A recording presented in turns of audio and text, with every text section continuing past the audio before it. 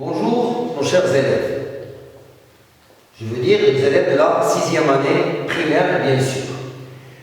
Une autre fois, avec la même leçon, c'est la négation, puisque c'est une leçon un peu compliquée, où il y a des annexes et des objectifs que vous devez les maîtriser. Je commence par préciser les objectifs de cette leçon, bien de cette petite séance, bien sûr. Premièrement, vous devez distinguer entre la phrase affirmative et la phrase négative.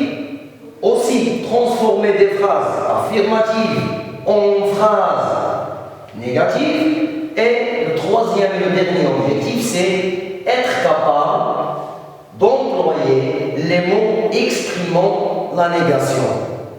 Je commence par le premier objectif, c'est distinguer entre la phrase affirmative et la phrase négative. Et je vais vous rappeler que la phrase négative sert soit à nier une action ou dire son contraire, c'est-à-dire on utilise beaucoup non.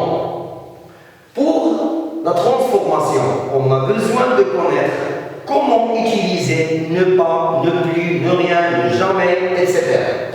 Et enfin, vous devez être capable d'employer bien sûr correctement les mots exprimant la négation, puisque vous utilisez beaucoup ne pas, mais il y a d'autres expressions ou d'autres mots de négation comme ne jamais, ne rien, ne personne, ne plus, etc.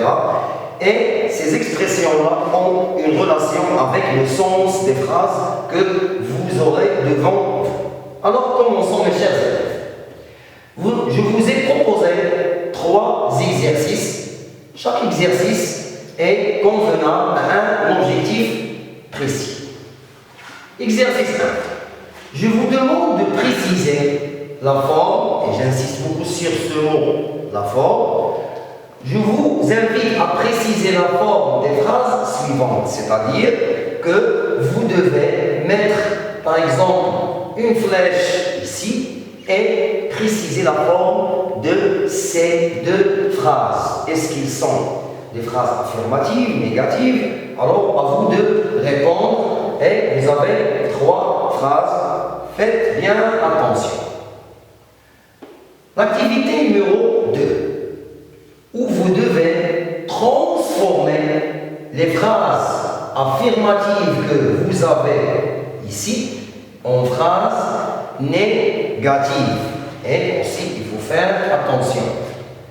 Finalement, vous devez compléter les phrases suivantes par soit ne rien ou ne personne, puisque vous pratiquez beaucoup les exercices avec ne pas est presque valable pour toutes les phrases, mais quand vous maîtrisez bien, quand vous comprenez bien le sens de vos phrases, vous pouvez à cet instant-là utiliser le mot négatif convenable. Une dernière fois, je vous rappelle des principes de la leçon de la négation. J'ai dit que la négation sert à nier ou à donner le contraire d'une action, d'une idée telle qu'elle est. La négation est une forme, ce n'est pas un type de phrase, c'est une forme de phrase où on apprend à dire non. J'ai expliqué autrefois qu'on dit j'ai pas fait, j'ai pas mangé, j'ai rien dit, etc. Je n'ai rien, j'ai trouvé personne à la maison, etc. comme ces exemples-là. Et le plus important, c'est comment utiliser les mots négatifs. Ça veut dire que c'est une leçon que vous devez donner l'importance au verbe et aussi au temps simple et au temps composé. Chers élèves, j'espère que je vous ai bien expliqué. J'espère que ça sera utile pour vous. Et merci pour votre attention. Et à la prochaine fois, Inch'Allah. Merci.